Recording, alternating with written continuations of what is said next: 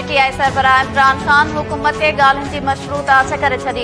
इमरान खान चयो आहे त अचो गॾु वेहो ऐं आम चूंडुनि जी तारीख़ ॾियो। ॿी सूरत में पंजाब ऐं KP जूं असेंबलियूं तोड़े छॾींदासीं।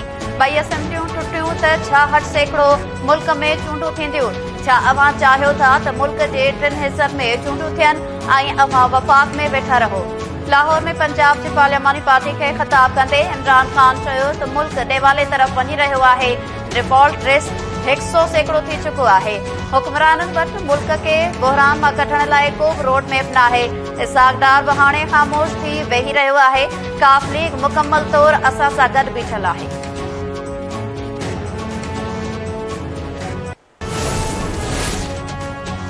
परवेज़ इलाही असेंबली तोड़ण जो इख्तियार इमरान खान खे ॾेई छॾियो आहे। तारीख़ जो तयन इमरान खान पाण कंदो।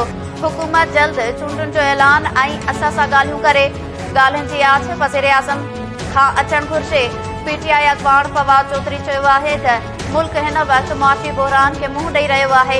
परवेज़ इलाही ऐं मोनिस इलाही इमरान खान सां गॾु बीठल आहिनि। जेकॾहिं अव्हां इलेक्शन जो ऐलान नथा करियो त अव्हां वटि सियासी ऐं मुआशी मामलनि जो कहिड़ो हल आहे? ही हुकूमत वधीक न हली सघंदी।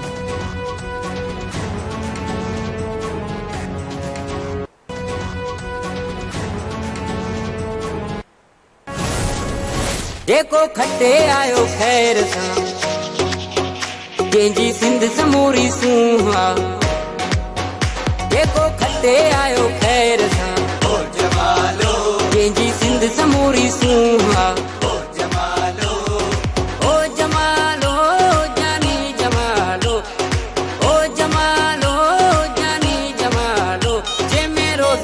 लतीफ जो ओ जमालो ओ ही सिंधड़ी सोने लाल ओ जमालो।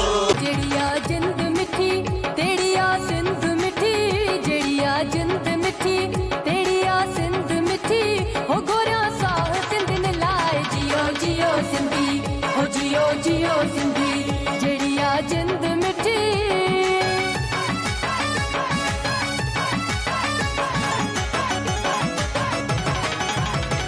माण्हू मोर सिंधी शहज़ोर सिंधी कनि सिंध मथां सिर घोर सिंधी। माण्हू मोर सिंधी शहज़ोर सिंधी कनि सिंध मथां सिर घोर सिंधी। वेड़ा वरी बसंदा खुशहाल थींदी सिंध। केटीअन ऐं काविश ग्रुप जे सॾ ते समूरी सिंध 4 डिसंबर ते एकता ईद मल्हाइण लाइ पुरजोश। क़ौमी काज वेझो ईंदे सिंध जूं हाणे वस्तियूं एकता जे रंगनि में रंगिजी वयूं। सांगड़, नवाबशाह, मिठी, खैरपुर ऐं कंबर में एकता जूं रंगारंग तक़रीबूं।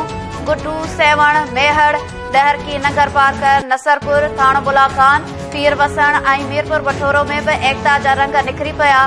मच कचहरियूं ऐं मलाखड़ा जारी। सकाफ़ती शयुनि जा स्टॉल्स बि लॻी विया।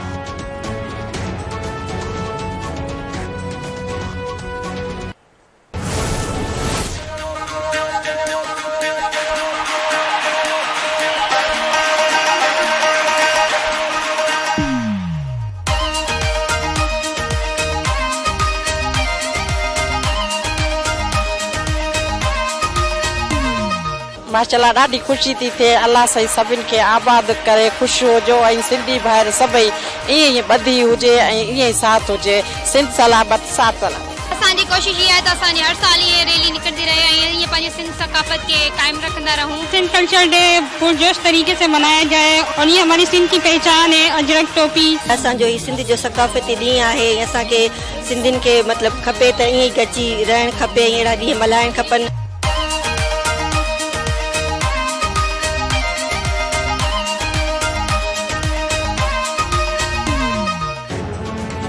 हैदराबाद में एकता जूं भरपूर तैयारियूं।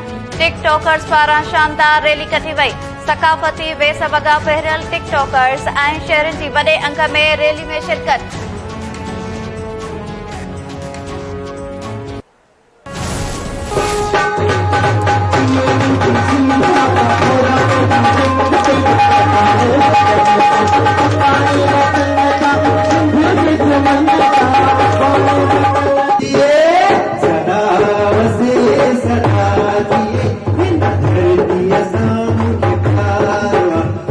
धरती में मुझे ममता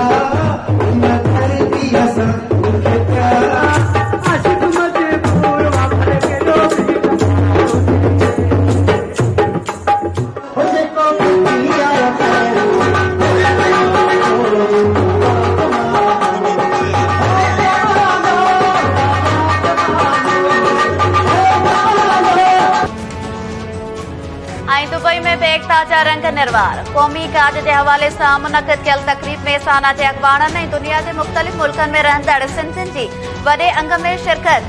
केटीएन काविश ग्रुप जे सॾ ते 4 दिसंबर ते एकता ॾिहाड़ो ईद मल्हाइण जा भरपूर वचन वरछायो वियो।